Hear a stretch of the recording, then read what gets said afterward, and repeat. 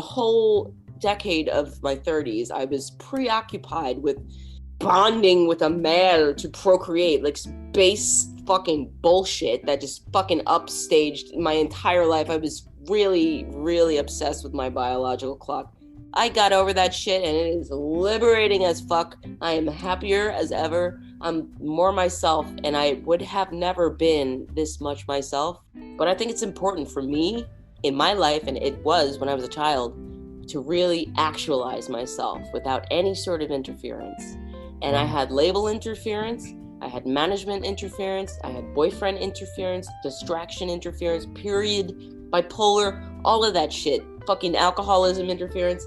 I'm finally actualizing who I am, and it's just the beginning. And I see where this is going. I see how I'm going to stay alive. I see exactly what I need to be doing. And it is so basic. It is pure acceptance and stop hiding from people. Let people know who the fuck you are. And don't hoard yourself, and don't be shy. Like, yo, you would never think I'm actually fucking shy. Me too. Like, you know, I've been writing jokes. I'm like, why don't you tell jokes, these people? I'm around myself all day long. Someone's gotta make me laugh. It's me. I make myself fucking laugh all day long. Sometimes I have to fucking hold my stomach. I fall over. I'm just like, how did no one just witness that? Like, not to like toot my own horn, but I'm discovering, because I'm so fucking insane and I've been so dysregulated and so pushed out of any sort of box, I have become very funny as my own personal defense mechanism. Yeah. You know, it's like, and also probably the Prozac helps. I don't have that that depression dip that really makes it impossible to be funny. But the fact that I have fucking seen the depths of sadness, gosh, I embrace the lightness and the absurdity so much now. And I hold on to it. And what it truly comes down to is I want to share it. Like, I love making people laugh. I fucking love it. I love just waking people up from their days and just saying, like, I mutter shit out of my mouth, not even aware that other people can hear me because I got my noise canceling things on. Yeah. And I have no idea how fucking loud I'm talking anymore. I talk loud to myself on the street now. It's not even like under my breath, I'm pretending I'm on the phone with someone else. No, full-blown conversation with myself, loud as fuck. I crack people up with the shit that comes out of my mouth. You are a character, and you know what? You're a bright soul. Making people laugh, it truly brings me like joy. It makes me feel good about myself, you know? And I felt like shit about myself for so long. I felt like a failure. I felt like I let the world down because, you know, how these fucking idiots are. They're like, what happened to Imani? She just fell off? She just flaked on her career? No, motherfuckers. It just didn't happen. It doesn't happen sometimes for people. People don't get as far as they thought they would. So stop telling me, like, you're the most underrated fucking greatest artist that ever existed, because that fucking hurts my feelings. And it sets me back, and I have to feel like shit about myself all day long. I appreciate that you think I'm a great artist, but telling me I'm underrated is not helping anything. I am very fucking aware. Very aware. So what part of that statement is offensive? For me? Yeah, what does that mean to you? The reason why you take that to be offensive? Because I hear it 14 times a day, and I don't need personal messages telling me that I'm not getting due credit. That would make you feel like shit. That would make anybody feel like shit. Hearing that for 20 years straight. You should be this, you should be that, but you're not anything. Like, that's what I hear, whether it's a compliment or not. Yo, check this out, but this is my fucked up shit. If someone says, you look good, I'm like, what the fuck? Do I normally look like shit? Or if someone says, damn, girl, you're not in the fat club. I'm like, well, was I? You know, like, you cannot give me a compliment. There's no way anyone's going to win, because I immediately take it for, well, maybe I was sucking the rest of the time, you know? That's fair. That's fair. Yeah. I mean, you're in Aries. You should get it. But I'm an Aries female under different circumstances. Yeah, I get it too. I'm hard with taking compliments. My thing is, if somebody says I like your stuff, like don't refer to my artist stuff. And I know what they mean, so I don't snap on them about it, but it kind of gets me. Stuff sounds dismissive to me. Like you're looking at a thing. It's like looking at a person and saying condescending. Put on purpose sometimes to like egomaniac artists. I'm like, yo, I did the shit. Right. That's almost like somebody calling somebody they, and you know their name. They're sitting right there. Don't call it. Well, some people prefer to be called they. No, you know what I mean, though. But I know it. I'm fucking with you. So I know it's not necessarily on purpose, so I get it. But I just kind of think when somebody looking at your art or something, we're speaking about art, and you know what it's called or you know what it is, and you just say stuff. Like, okay, what part of stuff did you like? I get it, man. There's a lot of things that could really irritate. I mean, we should make like a book of things not to say to an artist. Here's one.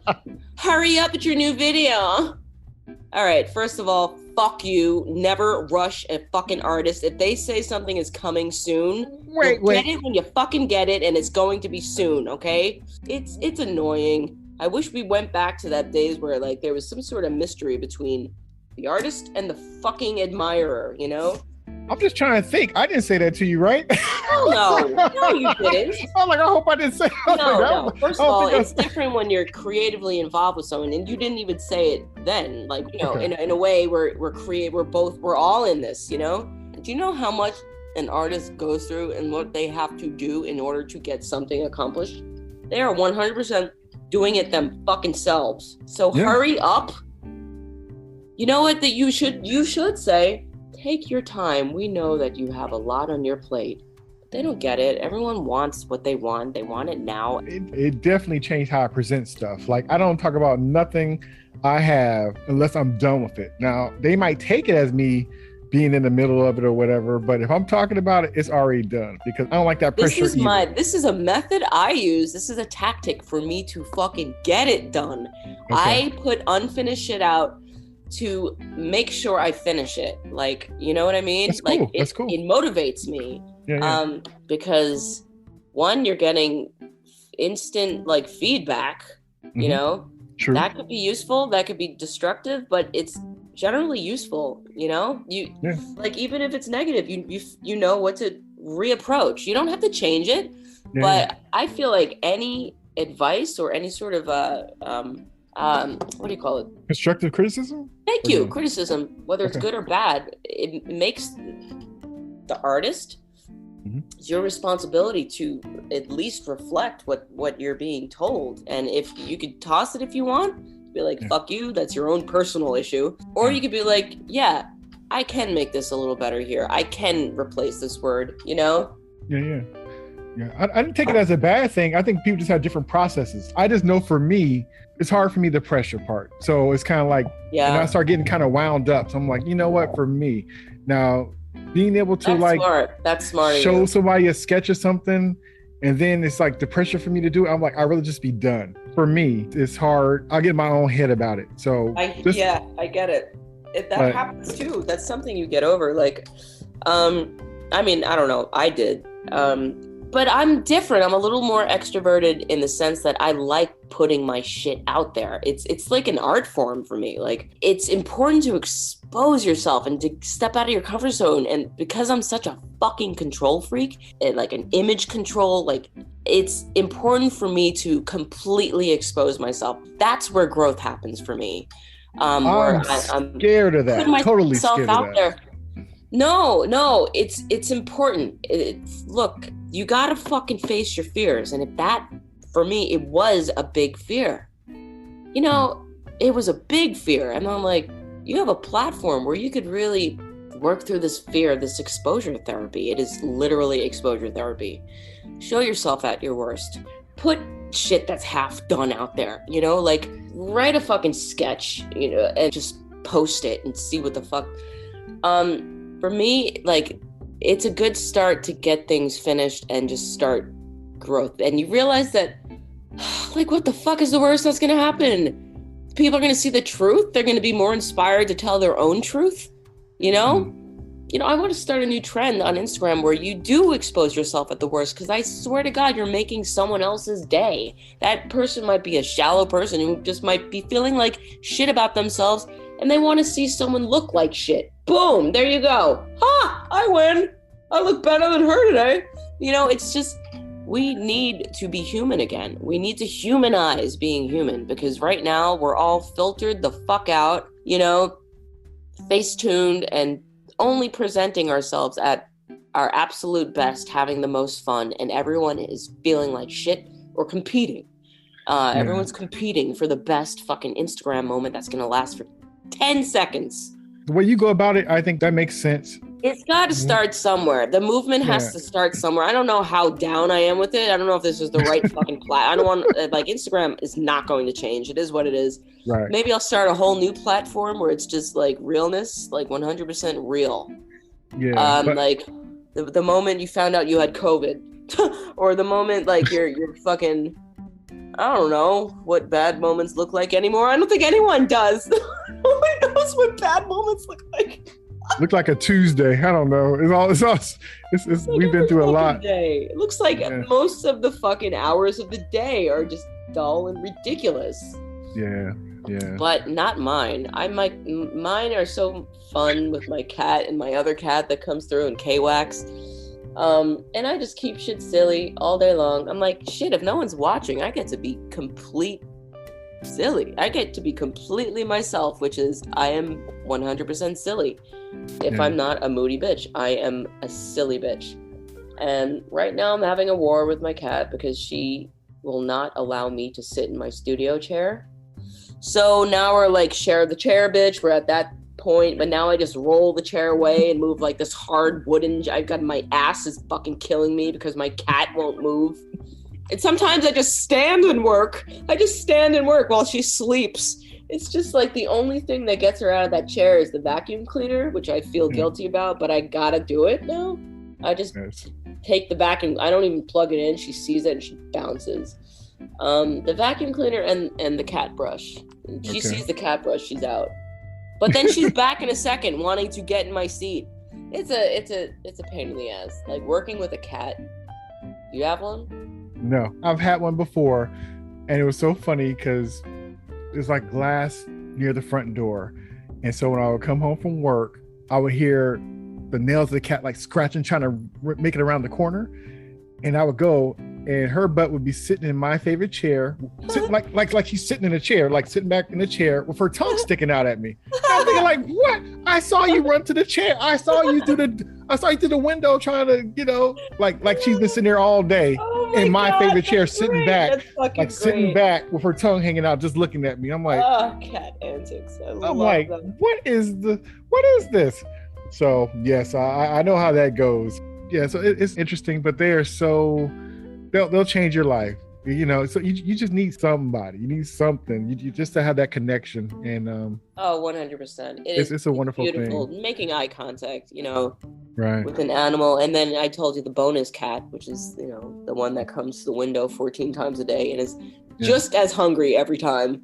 And I know she has a home. I know where that bitch lives. I don't know her owner, but I know she eats, and I don't know where the fuck it goes. Maybe she has worms. Yeeks. She was featured in 7 Years Obsessed. It's kind of like a monologue I wrote with a song at the end during the middle of lockdown. It's called 7 Years Obsessed. It's on my Instagram feed if you want to check it out. It's IGTV. Okay. It's really, she was very featured, dude. I'm going to send it to you directly.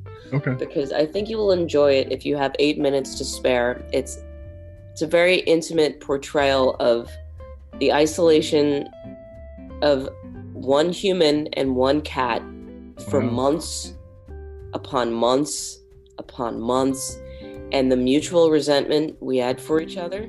But it's done with like underscore. Take a second for me to hear what you said, to take what you said. I'm like, oh, she had a good time. He said resent. I'm like, oh, okay. No. It turned into some next level like psychological warfare between us. So, and feel free to, if you want your listeners to enjoy it, give them a link. Of course. Feel fortunate to be alive, be healthy, have found some sort of joy in life again. And I knew it would come. I knew I would figure it out. Yeah. And I had no idea it was going to be as simple as it was. I thought I would need to move. I would need to, you know, find my soulmate. Things would have to change. I would have to change my career. It was as simple as accepting who I am and loving that broken thing that's in you. That broken thing is what makes you you. Yeah. And the only way you'll put these pieces together is to nurture that and do what it's necessary for you to feel that wholeness, that love within you. And if that's quacking with a duck or making jokes or being absurd or exposing yourself, showing your ass in public, which I did by accident, but I laughed about it all day. Okay, so basically, like a few months ago, I wore a pair of leggings that I had just worn out way too much. I had no idea that my entire butt you could see through these leggings. And I was wearing a thong. You could basically see through them like you were wearing tights, but only in the butt areas. I'm walking around Brooklyn and like I walk past some people, they're like, damn, baby. I'm like, shit, my ass doesn't look that good. No, little do I know, I get to the gym. This is when I was still going into the gym in public. I look in the fucking mirror and I see my entire butt. My entire fucking ass. And I just pulled my shirt down and just walked home and just laughed at the top of my lungs. 7 fucking blocks. I got home and I laughed more. And I just like, well, there it is. There it is. That's everyone's worst nightmare. Exposing themselves by accident in public. That's actually my worst nightmare. I have dreams where I go to school naked. And I'm like, how did I get naked? It happened. And guess what? I didn't die. And I made a few people's day. That's all I want to do. Wow. Yeah. Always a pleasure talking to my fellow Aries cult member. Right. That's right. And I'll let you know this. You helped inspire me to go ahead and start the other podcast. It could just be uncut, free reign and all that other kind of stuff. So you inspired me. Thank you. I'm glad. I'm happy for both of us. Thank you so much, Miss Imani. Thank you, Jason. It was great catching up with you. Have a great day. You too.